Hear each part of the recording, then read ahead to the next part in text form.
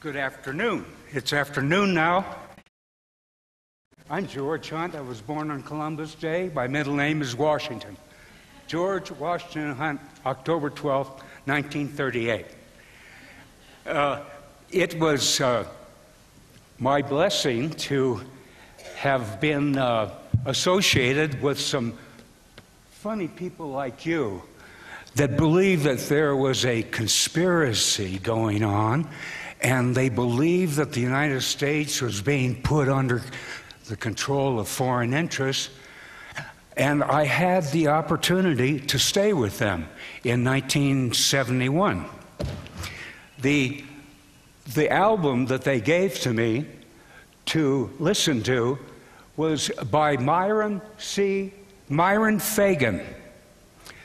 Myron Fagan talked about the Illuminati and the CFR in his album, and when I heard it, I thought it was a con job. So I checked out all of his references, and I checked out all of the bibliographies of these people, and it took me months to do it, and I found out that Dr. Dyer was right. There is a conspiracy against the world, but particularly the Christian nation of the United States. Now, I have good news for you. Myron Fagan's album is on the internet completely, all three albums. The first album was the one that I concentrated on. The other two albums are filled with knowledge and so on. Well, then I also heard from my father in 1965, who was a New York City businessman. He said, "George, I'm worried about what our corporate empire is doing." He said they are taking the plans for how to make automobiles over to Japan and setting them up to compete against United States automobiles. Now, he's not a conspiracy nut. He was just one of these fellows that came out of reading the papers. And so in 1964, I got my first hint that there was something wrong. In 1971, I listened to this album. And then in 1987, the Lord sent me to the Fourth World Wilderness Congress that happened to be meeting here in Denver, Colorado for 2 days. But the other 5 days were up in Estes Park, Colorado at the Y. I knew on Sunday after David Rockefeller spoke that there was something in the air. I also felt there was something in the air when the Secretary of the Treasury made the initial speech at the Fourth World Wilderness Congress. Worldwide conservation. It was on TV that they were coming to town in a week. My son, Peter, had been killed about a year earlier in the wilderness areas of New Zealand, up around Mount Cook. He was a wonderful skier, but it was icy that day, and down he went onto the Franz Josef Glacier and killed himself. I was feeling pretty blue, very blue. And here was this advertisement on television saying the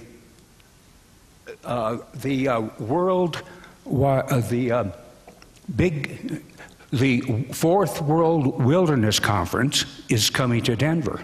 And they showed pictures of reindeer, and they showed pictures of polar bears and things like that. I said, you know, I'd like to go to that conference. Maybe I can rub shoulders with the Smokies, the forest rangers, and get my son a job. My other son, John, is a wilderness freak, and he wanted to go up to the Arctic and build huts for the rangers up there. So I said, well, yeah, I'll go to that wilderness conference. So when I got there, I listened to James Baker's talk to open the Congress on Sunday, and he said that environment required growth and development. And there was a hum from the audience because growth and development is antagonistic against conservation. He more or less set up a paradigm, what do they call it? A dichotomy, thank you. I was thinking of a dialectic of force on one side, force on the other. Conservation force, growth and development force. At the conference, and I got this afterwards from the Denver Post, I'll run into it in a second here, a picture of Rockefeller and Ruckelshaus. Ruckelshaus was declared the Mr. Environment. Of course, at the time, he was the CEO of that huge lumber company up in Washington. And of course, David Rockefeller represented growth and development. Here's the picture. This will be in the video that's being made, all of these things I'm going to show you. There is Ruckelshaus. He set up the EPA in 1970, and there's David Rockefeller. He was there. I sent him a note after I saw what was going on, and 2 days later, he sent me a message back saying, "Keep your mouth shut, or you're going to regret it." I said, "Well, maybe I'm onto something here. Thou protestest so much." So I was interviewed. I found out that one of the official hosts, now the hosts were from a New Age called the Emissaries of Divine Light. They were run by a Lord somebody with a small L, of course, a Lord somebody in Canada. And they were associated with the members of the affiliated of the members of the Divine Light in England as well. So I learned that one of their people that was an official host was ill with the flu. It's amazing how I found out these things. I learned from somewhere that there was that there was a hole in the Emissaries of Divine Light's official host group. And by some way, I found out who it was and what his phone number was, and I called him, and I said, "Could I take your place?" He said, "Oh, I'd appreciate that. I'm really sick with a flu." So he said, "Go to Stapleton Airport, see the Emissaries of Divine Light at such and such a place, and talk to them about it." So I went there, and they didn't know who I was, and they interviewed me for about 4 hours. They had psychics checking on me. But at that time, I was clean. I didn't have an agenda. I just wanted to go to the rest of the meetings in Estes Park. And it cost $500, and I didn't have $500. So I was appointed as an official host to the Fourth World Wilderness Congress. I had associations with Maurice Strong, Edmund de Rothschild, Gro Harlem Brundtland, the head of WHO and Prime Minister of Norway. They were the IMF, World Bank leads. I had dinner with the Geneva UN executive, McNeil and his wife. I had luncheon with the Rothschilds. Let me tell you about how that pulled off. That was really strange. I had gotten, it required a ticket to get your lunch, first of all. And I was never told about a ticket. I was next in the line. I said, "I don't have a ticket." I looked down at my foot, and there was a ticket. Go on through. I took my lunch. I said, "Oh, there's a table with a seat free." We'll talk about that free seat in a little while. And there was Edmund de Rothschild, Lady Rothschild, and the president of the World Conservation Bank, which we'll hear about this morning, Michael Sweetman. They were a threesome, and the Rothschilds traditionally leave a seat open for Lucifer. It's their habit. It's their habit. Yeah, and that'll be confirmed in a lot of the things. So I sat in Lucifer's seat. Lady Rothschild stood up and filled my glass with water. And it just shocked me. I said, "Thou preparest a table before me in the presence of mine enemies? My cup runneth over?" I said, "God, I think you're in charge of this thing." So, at the conference, the Fourth World Conference. Now, they love to play with numbers. The first world is US and Europe. The second world is Russia and the Asiatic countries, which are now, as we heard from the previous speaker, they're taking hold now. The third world countries are the ones that are developing after World War II. But what's the fourth world? The Fourth World Wilderness Conference was not only the fourth conference that they had, but it was also talking about the Fourth World Wilderness. That is, the wilderness of the mind, when all the civilizations have collapsed and there is chaos everywhere. That's the Fourth World Wilderness. And that's what this conference that I observed in Denver, Colorado was up to. Now, when I entered at Denver, they had these brochures for the public about how terrible it was in Africa, etc. And the thing that bothered me when I saw it was they said, "This is our common future." These are slaves in Nigeria. I think they're Eritreans. It's been a long time since I did the history on it. This is our common future. Looking for food like these animals, climbing trees. This is our common future. Cities in desolation. And that's what the conference was all about that I had entered into. I had entered into it seeking private, personal matters, and the Lord sent me there to determine eventually what the bank is, who the bank is going to be that is going to control all credit cards, all loans, all managerial functions of a bank, investment projects, mortgages around the whole world. The name of the bank, I just discovered it 7 days ago. It's taken me 22 years.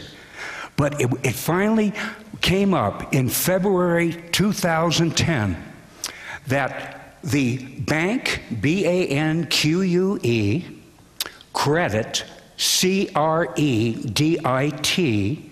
Agricola, A-G-R-I-C-O-L-E, had emerged, guess when? February of 2010. It just popped on the scene. It's now the largest bank in Europe. Have you ever heard about the bank Credit Agricola? I hadn't. And then I looked into where it came from, and it came from the Bank Lyonnaise. The Bank Lyonnaise got all the Suez Canal income into its treasury, and it was the largest bank in the world by 1900. Suez was around 1880, I think. They had become the largest bank in the world. And then I learned that that bank was the one that provided funds for the ethnic genocide of Rwanda. They gave the money to the Tutsis to kill the Hutus. That was about a 500,000 to a million person genocide. The Bank Lyonnaise suddenly had a fire. Boy, Rothschild, I'm sorry to hear about the fire. I said, shut up, you fool, and that's till next week. You know, that kind of a thing. It was a fire and destroyed all the records. And now the Bank Lyonnais and Crédit Agricole have come together and come out with this big new bank, Crédit Agricole. The balance sheet is loaded with nothing. They are providing assets that do not exist. They're blowing up the bank as if it had a lot of capital in it, but it doesn't. What they intend to do, I'm getting ahead of myself. At the table with the Rothschilds, I was sitting next to the World Conservation Bank president, Michael Sweetman, and I said to him, I said, Michael, this bank is getting 1/3 of the Earth's surface as an asset. All of the wilderness lands of the world are going into this bank. I said, and a bank needs an earnings engine. And wilderness areas aren't going to produce dividends and interest and so on. Where's the earnings engine in this bank? He said, we're working on it. I said, you're working on it? You're going to be going into a seminar in a half an hour and want this bank to go into the UN and become a reality? He said, we're working on that. You'll have an opportunity to talk at the conference about your fears. I said, yeah, you're going to call on me, huh, Michael? He says, yes, I promise. I said, Michael, look me in the eye. Are you going to call on me at that conference? He said, yes, I promise. He didn't call on me. But I got the recording of the whole conference, and I'm going to play some of them for you right now. The first thing that really offended me about this bank was David Lang, an international banker from the bank, the Royal Bank of Canada, and he said, let's not tell the cannon fodder, which unfortunately populates the earth, let's not tell the cannon fodder about this bank. It would take too much time and money to do it. This is an elitist bank. Would you play number 17 for me in the list of, yep. This is Michael Lang. Until recently on the balance sheet, there were billions of dollars still listed as existing, which have now been written off. And so those surpluses have a bad habit of disappearing when the auditor finally gets his hands into the balance sheet. I suggest, therefore, that this be sold not through a democratic process. That would take too long and devour far too much of the funds to educate the cannon fodder, unfortunately, which populates the earth.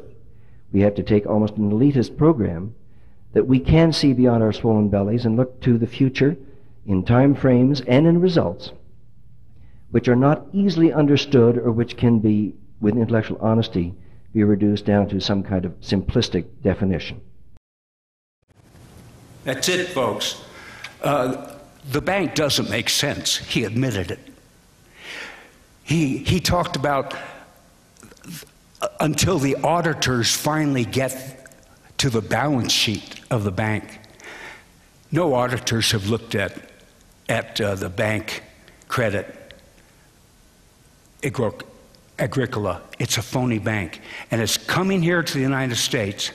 It's already all over Europe, all over the world. See, they're creating like spider webs.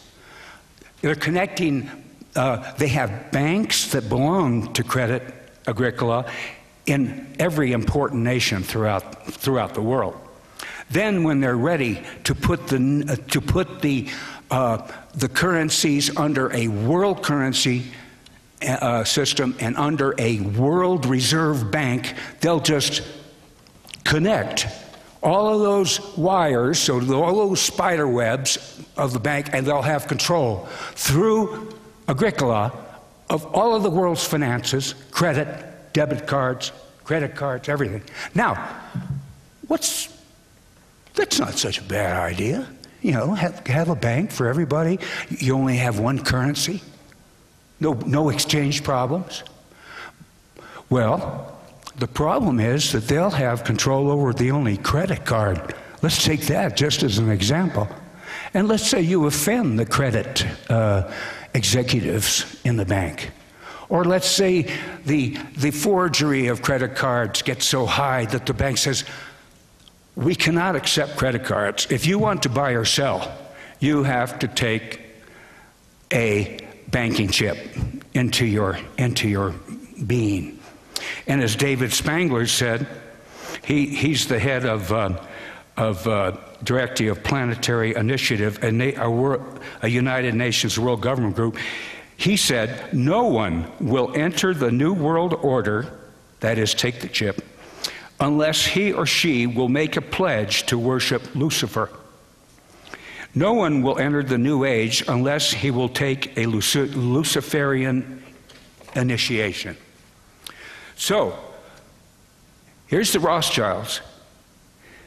Their power and might are great. I would like to share with you where the Rothschilds came from and where they're going. I believe this is inspiration from the Lord, but always check things like me coming out with possibilities, There's Baron Edmund de Rothschild. He's the man that sat across from me at the World Wilderness Congress. About 5 generations before him, Meyer Amschel Rothschild had 5 sons that came out of his marriage. There is one of his famous quotes. Let's go back to that picture of him. There. Give me control of a nation's money, and I care not who makes her laws. And they have control of our nation's money through the Federal Reserve. Ben Shalom Bernanke is the person in charge of the Federal Reserve. Does that kind of take you somewhere? He learned Hebrew by the time he was 6. He got 1,490 out of 1,500 on the SAT scores. This guy is smart. I wish he were working for us instead of against us. Okay. Oh, his PhD thesis was how to manage depressions. Ben Shalom Bernanke. Here's the Rothschilds. 5 of those people surrounding Meyer Rothschild are his sons. Others are cousins and others that came in. The Schiff family, the Warburgs. Warburg is the one that set up our Federal Reserve System.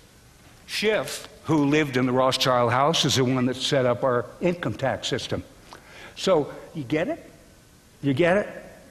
These are Edomites. Thank you very much. Appreciate that. These people are Edomites.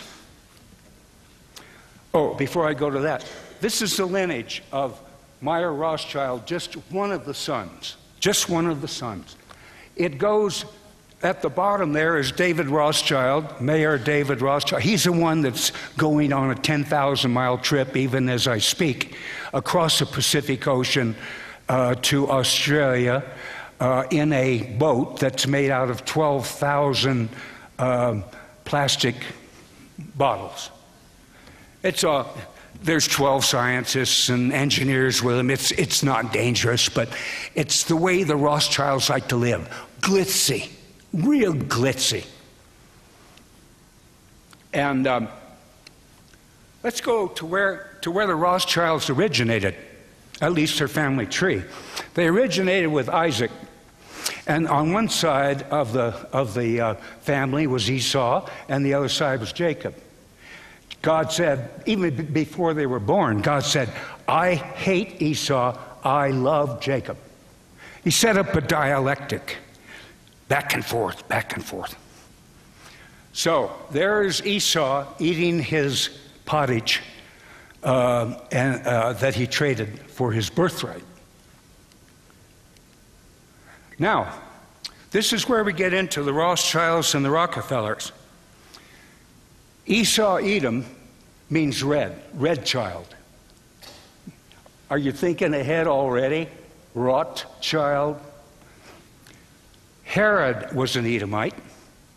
The Rothschilds are Edomites. They are not Jewish. They're half Jews. The Rockefellers are also Edomites, and they're half Jews. That means that they are from the lineage of Edom instead of Jacob, which was recognized as full Jews. Edom equals red, Rothschild equals red child, and Rochefeller is red child. They are the ones that are bringing in the end times for Satan. The Rockefeller and Rothschild, they own almost 65% of the wealth in the world. Them and their cohesive people. Now, when Jesus Christ came before Pontius Pilate sent him over to Herod. Herod put the scarlet robe on Jesus' shoulders. Jesus didn't say a word to him. Why? Because God hated Esau, and Jesus did not even give him a polite word. He said not a word. Sent him back to Pontius Pilate, and we know the rest. And it says in Luke 23 that Pilate and Herod became friends ever since. Now that word ever since kind of tells me that it is an ongoing story. It did not end. Okay, so we have Rome and Edom working together in this end times conspiracy. You can go, Rome is filled with all, there's good Catholics, but in the circles, in the high places, there's black popes, Jesuits, all kinds of filth. As most denominations, the Mormons were funded by the Rothschilds. And I respect them very much. The Mormon people are terrific people. I go to their church once in a while. I hear Jesus Christ lifted up. But I'm just saying that, even religions were funded by the Rothschilds. Now, they became friends ever since. That means that Rome and Edom are working together now. Now, I want to play, this is how Rothschild lies. Would you start the volume on Pierre Teilhard de Chardin's? That great philosopher and cleric, Teilhard de Chardin, wrote, and I quote, "Man can harness the winds, the waves, and the tides. But when he can harness the energy of love, then for the second time in the history of the world, man will have discovered fire." Okay, it took me many years to find out that that was not a true quotation. If you look at what Pierre Teilhard de Chardin said in the top there, he said in his, "For God, harness the energies of fire and gravity and all those things for the Rothschilds," is what Rothschild misquoted to. But what Teilhard de Chardin wanted was to take all of these energies for God. So he lied even when he quoted at the conference. I'm sorry, Edmund, but that's the way it is. Next, UNCED. The committee that Rothschild sponsors and owns in the United Nations, it's got a funny name, doesn't it? UNCED. United Nations Committee for the Environment and Development. They are the ones that sponsored the Fourth World Wilderness Congress. They are also the ones that said, "In our hands" on the front of their cover, but you'll see that it's not peace hands, it's a hand of control. And in there they have the coral leaf, which is the plant that they chose to adopt for the conference. It turns red part of the time during the year and green the other time of the year, suggesting that Rothschild red controls the environment movement green. So this will be in the video that you get. They're going to transcribe a lot of these exhibits I'm showing you in there. This is how the Christian church is going to work in the days to come. It's already starting. It's starting right here in my life, and that is that Jesus Christ in me is overcoming me, and I'm becoming like Jesus Christ. Well, that's the same thing that they said about David Rothschild. They said he's becoming like Jesus Christ in his little stint around the world in 12,000 of these plastic bottles. The Rothschilds are going to send a counterfeit out, a counterfeit that will be very close to Christianity. And but we have a Savior that is going to counter that, because here's a good example. When I learned about this conference, I was sent to the Christians here in Denver. Yeah, that was my first. And then Tom Tengrado had me on his radio show, and little by little, people started hearing about it, including Colonel Archibald Roberts in Fort Collins. He came out and he spread this to 5,000 people about the conference. I gave him all the news. The Money Changer magazine in Tennessee picked up on it. Another 5,000 went out. We didn't have the internet then. And before I knew it, I was all over the world. People were grabbing onto it, even with my very minor circumstances. I started with about $3,000. I got a videotape together and stuff like that. But I'm just saying that Jesus Christ has a communication system in the Spirit, which is much faster than the Rothschilds had in their telegraph system after the Battle of Waterloo. We're going to be fast because the Spirit will prompt us. And we will, like Paul, he will respond as the Holy Spirit tells him to. Now, I received a prophecy from God. I don't want to bore you. No, I'm not boring you. I just want to keep you from your lunch. I received a prophecy from God in 1972, about a year after I became a Christian. And I wrote, it was significant enough, I wrote it into my Bible. And he said, we are going on an adventure together into the wilderness. I am going to loose you upon the ravenous beasts of the earth, and you are to have no fear. I am your jailer for your good and mine. And then we will roll onward together in love and comradeship. It was 15 years later when I realized, no, it was 1992. It was 20 years later when I realized what that prophecy was all about. I went into the World Wilderness Convention, and I realized in 1992 that I was launching my energies against the ravenous beasts of the world. I'm not here to make friends. I'm not here to make friends with the world order. I'm here to destroy them. I hate them. I hate them. You know, people talk about, I have a passion, I have a passion. I have a passion to destroy these people. It almost scares me. I hate them so much. And I guess that's God's hatred for Esau. Intense on the internet, 2 months ago, I picked it up that they had taken all of the international banks, World Bank, IMF, Bank for Reconstruction and Settlements, all of those big, and brought them into one bank. That's scary, because they represented all of the world's finances into one. All the international trading and so on that has to go on with the Rothschild Bank. So that was one really disappointing thing I came across. The credit Agricola is, as I said, it is funded with mirage assets.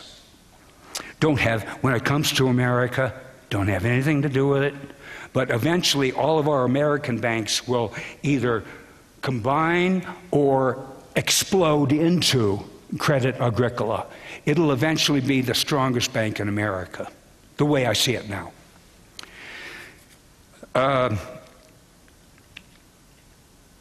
There's a bank in the Marshall Islands which apparently is doing the debits and the credits for credit cards and so on for the whole Eastern Asian area. It's in the Marshall Islands, and I think if you go to your internet and look up the Dominion of Melchizedek, you might learn about this island in the Marshall Islands, Tabak. You'll find it under Dominion of Melchizedek. It is a place in the Marshall Islands that is receiving all the debits and credits in the eastern part of the world and processing them. Okay, now I'm going to use my audio clips a little more expressively, and you can hear these people at the conference getting their little conspiracy together. You know, if there isn't a conspiracy, then why isn't there a conspiracy? You know, there will always be conspiracies, but this one is to the death. First of all, let's play number one. Michael Sweetman, the president of the World Conservation Bank, introduces the bank. I wonder people are probably still coming in, but I think we need to get on with the agenda. I'm going to ask Morris Strong to open the session with some remarks. I'm then going to ask him to introduce Mr. Rothschild on my left. And following some remarks from Mr. Rothschild, briefly set the scene, and then we're going to open it to the floor and see if we can get some dialogue and get some response, some questions and some ideas from you. And we'll take it from there. We've got 3 days. We've got various topics that we're dealing with, as the program indicates. We've got some very good people on these panels, and they've come a long way, some of them, to be here. And I really appreciate that, because they clearly indicate an interest. And I think we're going to have a very interesting time over the next 3 days. But not just an interesting time. I hope we're going to have a very productive time over the next 3 days. And we're going to come out by tomorrow night, at any rate, with a resolution which we have to hand to the Resolutions Committee if we want a resolution about the World Conservation Bank in the Congress proceedings. And I trust that we do. That's enough. Yeah. You hear that? We have to get this bank going by tomorrow night. Tomorrow night, the World Bank. They hurried that session through so people wouldn't pick up on what was really going on. And the next one I'd like to do is number 7, Maurice Strong. Some of you have probably heard of him. Maurice Strong announces Rothschild. So there is no better person. He epitomizes in his own life that positive synthesis between environment, conservation on the one hand, and economics on the other. And I'm just delighted to have this opportunity of introducing to you Edmund de Rothschild. Thank you. Did you hear him say that Rothschild was the positive synthesis between growth and development and the environment?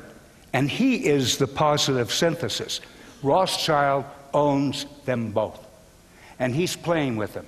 I'm going to bring in this thing here where he suggests, no, I don't think I'll play it. I only have about 5 minutes left. But he suggests that we build dry ice machines to absorb the carbon dioxide in the air, which isn't a problem anyway. To absorb the carbon dioxide in the air, make dry ice, and ship it to the poles to keep them from melting. Okay? That's the kind of inventions we're going to see in the papers. Multi-trillion-dollar fans, maybe, that blow around the equator and down to the ice bowl. We don't know what they're going to come up with, but they're expensive, and they're going to make the bank go bankrupt, purposely. When I asked Michael Sweetman, where's the earnings engine in this bank? He says, we're working on that. What he didn't tell me is he's going to get funds in from the elite. The rich elite are going to pump it in. And when the bank goes bankrupt, the rich elite are the stockholders of the bank, and under international law, they pour into the bank and take over all the mortgages, all of the properties, everything. And the rich elite are going to make the conversion from capitalism to socialism, fascism, despotism. I cannot continue my talk because of time urgencies, but I hope you go to my site, The Big Bad Bank. It's The Big Bad Bank. Or if you can't find it, just put in George Hunt Rothschild. Boom, there I am right there. You can go to my site and listen to my videos that I've done, and I think you'll really get into the swing of things, of who our enemy is in the financial world. Rothschild, Rockefeller. Our enemy in the legislative world is the United Nations. Corrupt organization. Maurice Strong, the guy that you just heard from, he allegedly stole $1 million from the UN during the Iraq Oil for Food program. And he's not allowed to come into the United States. He's living in Beijing right now because he's a marked man. They want that. They want him to come to trial. Other things that I've read in the protocols of the Elders of Zion, I believe it. There's something in the internet called Rothschilds and Rockefellers, Trillionaires of the World. Very interesting. Read about the Holodomor that Stalin inflicted upon Georgia, the Georgian state, in 1932. He arranged trade and so on so that the Georgians didn't have enough food to eat. Even though it was a bumper crop year, they lost anywhere from 2.6 million to 10 million people. And Stalin did that. And Rothschild is the one that financed the Bolsheviks. And Rothschild is the one that killed the Tsar. And Rothschild, they're an evil, evil family. Everything that is opposed to goodness and love and compassion, it seems that the Rothschilds demonstrate just the opposite. Thank you for your time, your attention. I've enjoyed talking with you.